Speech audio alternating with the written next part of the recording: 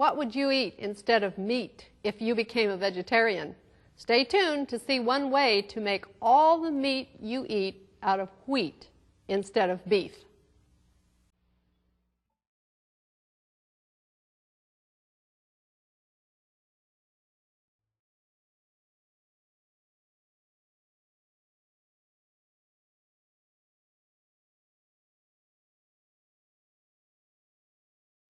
Hello, I'm Marcella Lynch. Welcome to Food for Thought, the cooking show featuring God's eating plan as unfolded through Scripture and through God's other book, the Book of Nature.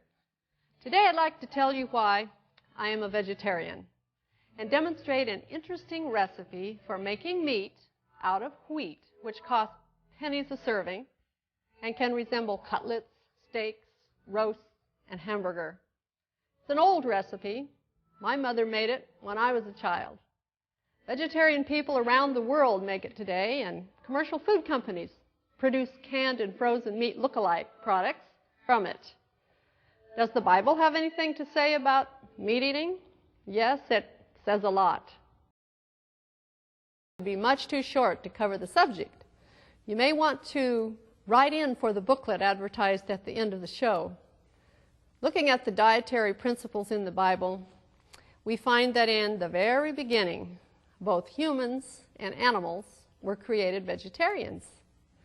Later, of course, God did allow the eating of meat. The Bible itself doesn't make it clear as to why he did this. One possible answer could be that since Noah's flood destroyed the vegetation, some of the animals in the ark could be slaughtered and their meat preserved and eaten until the first harvest. Another interesting possibility has to do with the lifespan of people who lived in those days. You know, God created Adam and Eve with bodies that were designed to exist forever, but that was before they sinned. And tragically, the longer a sinner lives, the more agony he causes himself and others. People and generations suffer. In Genesis 6:5, it indicates that the pre-flood people were terribly depraved. Can you imagine the chaos of an 800-year-old Hitler and what that could cause in one lifetime? And that may be one reason why God introduced a meat diet.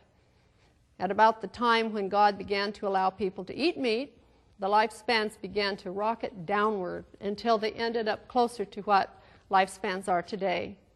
But even though God did allow meat to be eaten, he still regarded the human body as very precious. And that's why in Leviticus 11, he listed the do-eats and the don't-eats of the animal, bird, and seafood kingdoms and animals. Another evidence of God's brilliance is shown. By and large, the creatures God labeled unclean are the scavengers of the earth. These are examples such as pork and shellfish, buzzards, crows, which would carry more disease and whose bodies are designed to retain the poisons and filth of their diet. Fat and blood was not to be eaten. Meat eating is a factor in human diseases such as heart disease and cancer, and the fat contains cholesterol, and the blood carries disease. I like the following poem written some years ago by G.C. Haskin. It's about the horse and animals. The horse is big and fat and round, but eats the grains that do abound. The ox is wide and thick and stout, and lives on grasses grown about. The elephant, so great and strong, with hay and grain his days prolong. The dinosaur his years amaze, yet vegetarian stretched his days. A baboon's strength is not from meats, for fruits and vegetables he eats. If fruits and grains and grass and hay give animals such strength each day, then give me too that simple fare that Mother Nature doth prepare. I was born into a vegetarian family, and being a third-generation vegetarian, I've never eaten meat, poultry, or fish. Eating plant foods is just a way of life for me, and I've never acquired even a liking for the smell of meat cooking because it's just never been a part of my upbringing. It's just as natural for me to eat vegetarian meals as it is for you to include meat. So why be a vegetarian? There are a number of good reasons. First of all, it's healthier. That's been proven. Research shows that vegetarians live longer and have less disease. Plant foods contain absolutely no cholesterol. A plant-based diet is a low-fat diet with less fat, unless you, of course, load up on refined manufactured foods. Meat lacks fiber. A meat diet is a high-protein diet and a fat diet when our diet should be based on carbohydrates. Meat can bring disease from the animals to you.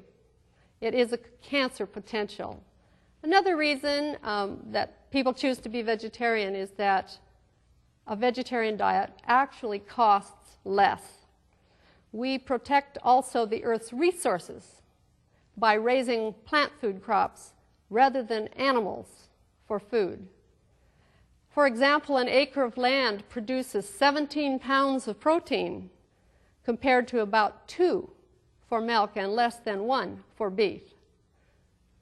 And another reason is that animals do not have to be mass-produced in factory farms, living an unnatural life with possible inhumane treatment when we're vegetarians. Another reason for being vegetarian has to do with our mind and our spiritual senses. It's actually been shown that they are more clear and alert with the plant-based diet. The Bible story of Daniel and his 3 friends showed better physical health, wisdom, and discernment. This is a story in Daniel, the 1st chapter. And then in Proverbs 23, verse 20, it shows us that it's not good to be among gluttonous eaters of meat. For more than 125 years, Seventh-day Adventists have practiced the vegetarian dietary lifestyle because of their belief in the holistic nature of man. So whatever is done in eating or drinking, it's believed to honor and glorify God. The use of any food substance which has been demonstrated as harmful is a dishonor to God. It shows lack of respect for the body and is a disservice to mankind. So today I would like to demonstrate a kind of vegetarian dish that comes the closest to resembling meat than any other. So for those of you who crave that texture and taste of meat, this product we call gluten is a good substitute. If beans and tofu just don't do it for you, you might want to try cutlets or steaklets made out of gluten. So what is gluten? Gluten is the protein of wheat. And here we have wheat. Wheat comes from the field, just like we see it here. And when it's harvested, it comes right out of the hull, and here we have wheat. There are different kinds of wheat, but this one here is dark brown and red. This is the kind that we need to make gluten, and this is the bread-making wheat also. And you can make wheat and gluten out of wheat in several different ways. And so you may want to get a pad of paper and some pencils, maybe jot down a few things. You might want to watch the end of the show for the information about where you could order the Cooking by the Book cookbook if you would like all of the details about the recipes that we're showing here. But it's sort of like a 3-step process to make gluten. I sometimes wonder who ever discovered this way long time ago. But as we said earlier, my mother and her mother made gluten, and it's an interesting thing that if you take a kernel of wheat and you chew it in your mouth, you can make the gluten right in your mouth. So what we'll do is just grind some of this wheat into flour, and then we'll make it into a dough, and then we'll just go through a process of separating out just the protein part of the wheat. Let's just pull up this chart here and remind us about wheat. Here we have a kernel of wheat. And so that you know where the gluten is coming from out of the wheat, this is three parts to the kernel. We have the outer coverings, which is the bran. Then the germ of the wheat is the life-giving part. That's the part from which white flour is, this is the part where the vitamin E and the minerals and vitamins and the sprouting come right out of the wheat. And then right in the heart of the kernel is the endosperm. That's the starch and the protein. And that is the part from which the gluten is made. And so we need to go through a little washing process where we remove this outer covering and we just end up with this protein. It creates sort of a substance that kind of has the texture of meat when you get all finished with it. And you can actually get cookbooks that tell about making gluten. I have 3 cookbooks here. And I've just collected some of these over time. How to make all the meat you eat out of wheat, an entire cookbook that tells you how to season it like beef and like chicken and turkey and hot dogs and sausage and everything else. So we'll demonstrate a little bit of that to you today. Here's another gluten cookbook, Meatless Protein at 1/10 of the cost. Here's a different book. So if you want to find a cookbook on gluten, just go browse some bookstores and you may just find one. It's not a difficult process, it just takes several different steps. So let's do that. And I have Pat here today. Would you come and join me, Pat?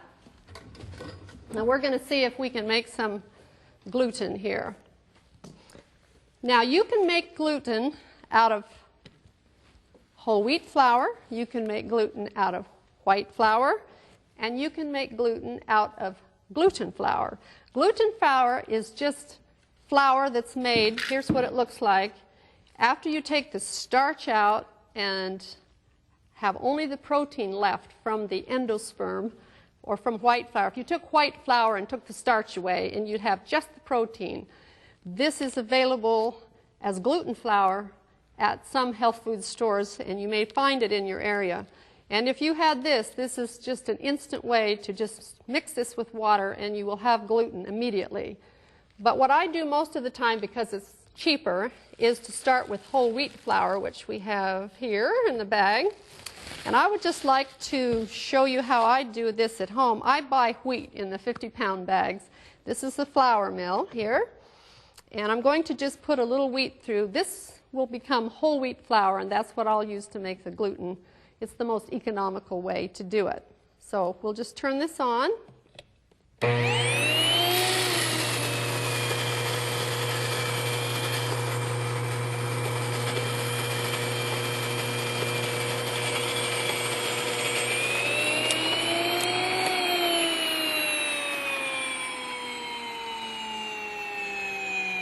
And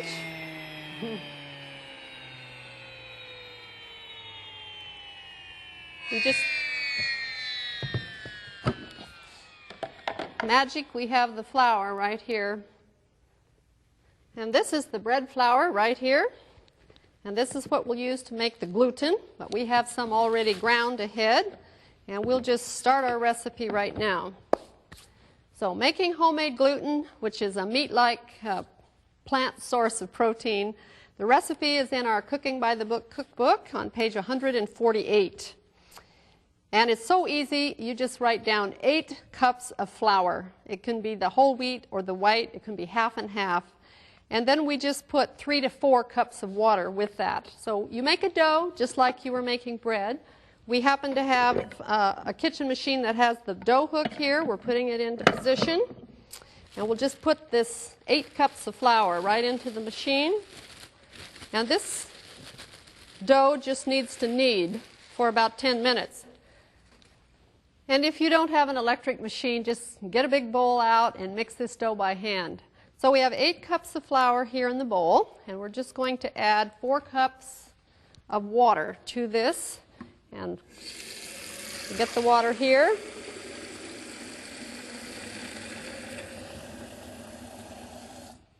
Three to 4 cups. I like to make it just a little heavier if it needs it. Okay. And this just needs to knead now for about 10 minutes. And we'll turn it on here, give it the lid here so it won't spill out. This is just on low speed for 10 minutes. That develops the gluten, the elastic. Wheat has a certain kind of protein that is not found anywhere else, and that is called gluten. And it's the only kind of protein that can become elastic as you stretch it and knead it.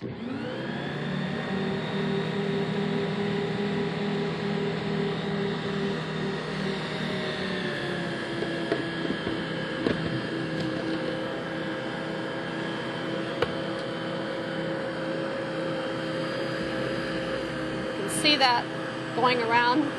Have a dough here.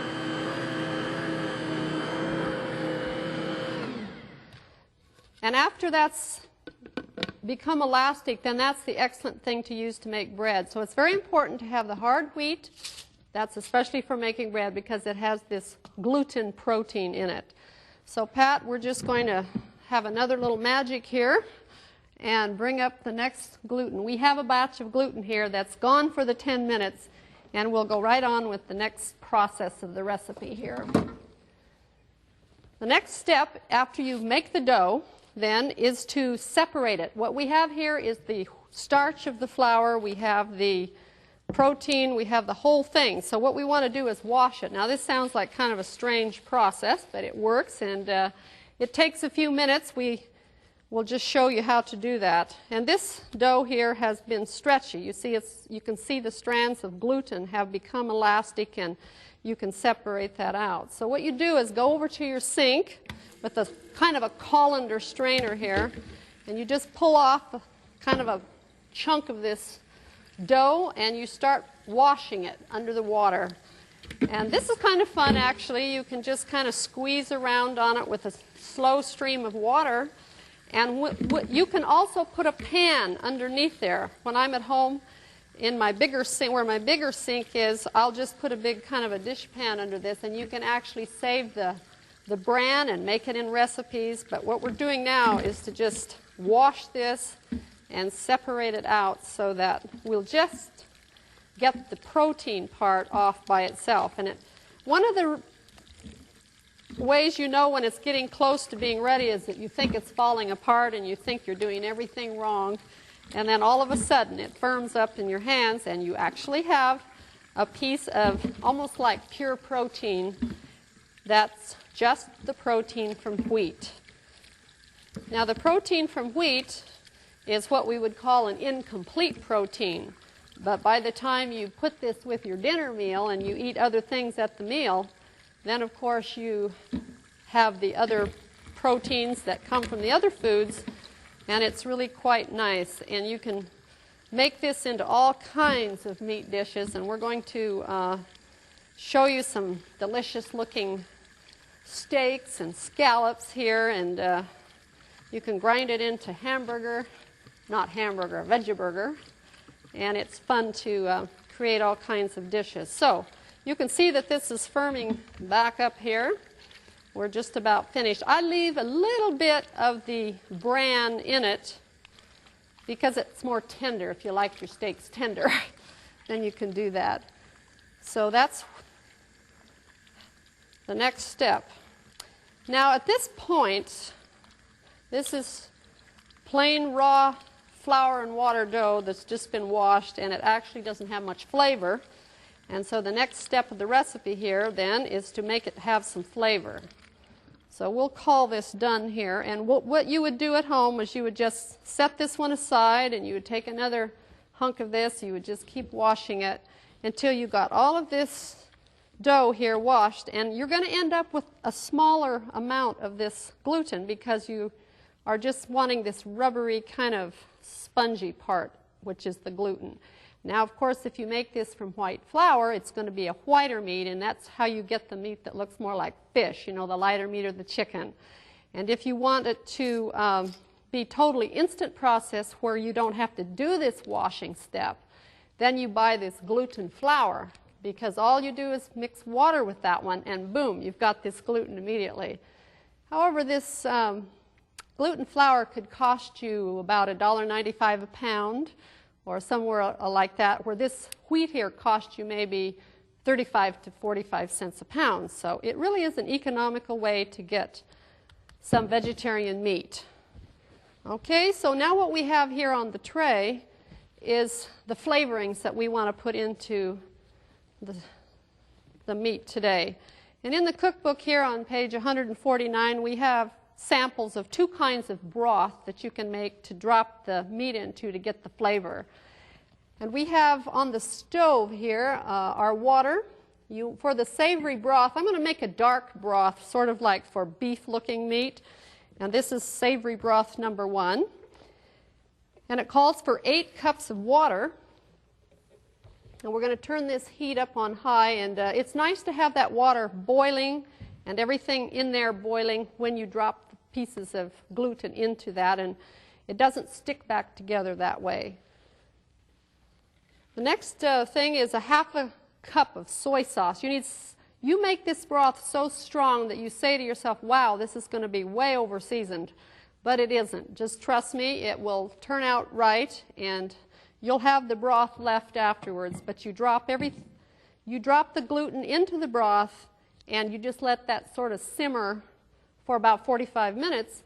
And at that point, you can use it. You can brown it in a skillet. You can chop it up. You can make veggie burger out of it.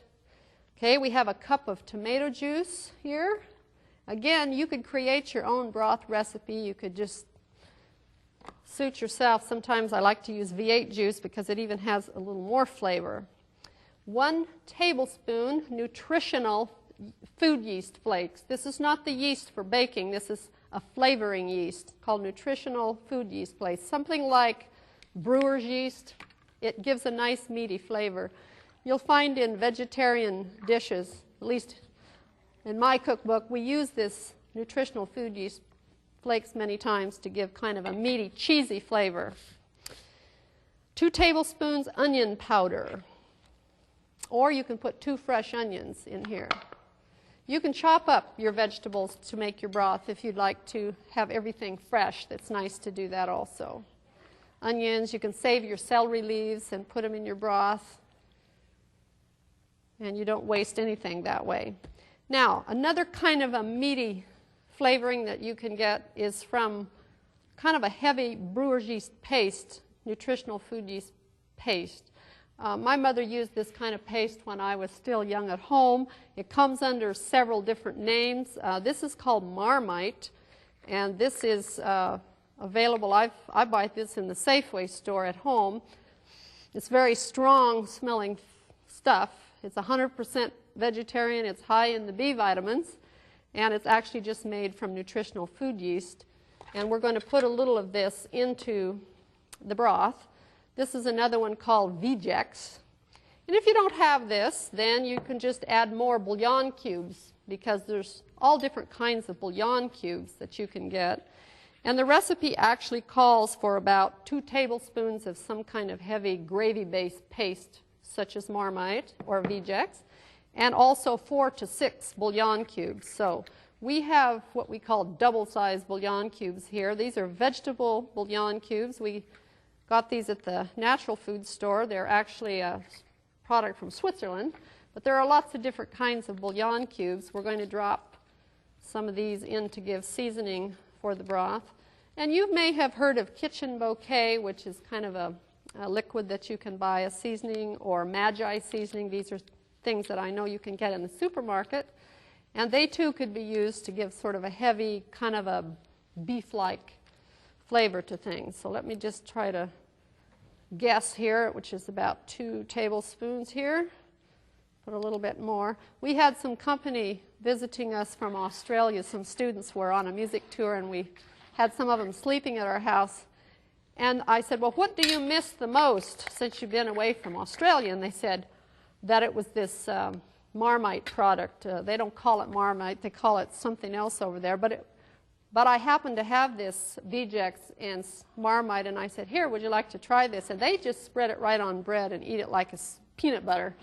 And they just thought that was so wonderful because they'd been out of their country for so long without having that wonderful, strong stuff. I don't think I could enjoy it that way, but it really gives a nice flavoring to our broth.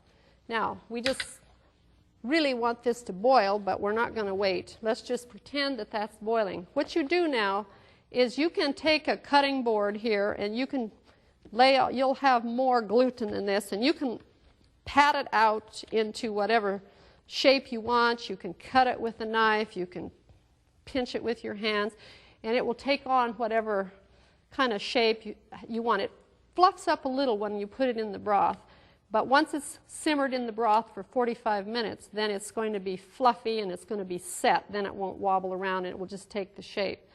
I hope this isn't going to confuse you, but one other thing that you can do, and it explains it in some of these cookbooks too, is that if you wanted this to take a certain shape, let's say you wanted every one of these to be exactly round, you can take a can, like a vegetable can, and you can grease it, and you can put a chunk of this dough right down in the can and just bake it for about a half an hour at 350. And then when you take it out, it'll hold that shape, and you can slice it, and then you can drop that right into the broth here, and they'll just be perfectly round, just like you want them. And that's it. We've made gluten. It's in the broth there. And we would like to show you some finished product here so that you can kind of see what it looks like. Here we have a scallops and tartar sauce. This is a recipe in the cookbook on page 153. Tartar sauce made out of tofu. And this is kind of a light meat look. And the second one here is tasty steaks. This is kind of a darker meat like we're putting in the broth here right now. And we have this one seasoned with red bell peppers and onions. And this is on page 150 in the book. And if you take your grinder, your meat and food grinder, you can grind this gluten once you pull it out of the broth and make burgers out of it. This is a veggie burger, and we have it shown here to put in our patty with all the trimmings to make your veggie burger patty, or you can use it for the tacos. We have some commercially prepared products that you can find in stores in the markets that you can do this quicker if you don't want to take the time to make it at home. However, it is not as economical. Well, we just hope you enjoyed our show today, and we just thank you for tuning in. And by the way, we just like to remind you that this program is sponsored by the Three Angels Broadcasting Network. Your prayers and financial support are greatly appreciated. If you've enjoyed the recipes and cooking tips in this program, you'll want to order our Food for Thought resource sheet. We'll tell you how you can order the cookbooks you've seen used on this program, along with other information that will help you cook healthful, attractive vegetarian meals. For your free copy of our Food for Thought resource sheet, please write to us at Food for Thought, P.O. Box 220, West Frankfort, Illinois 62896, or call 618-627-4651.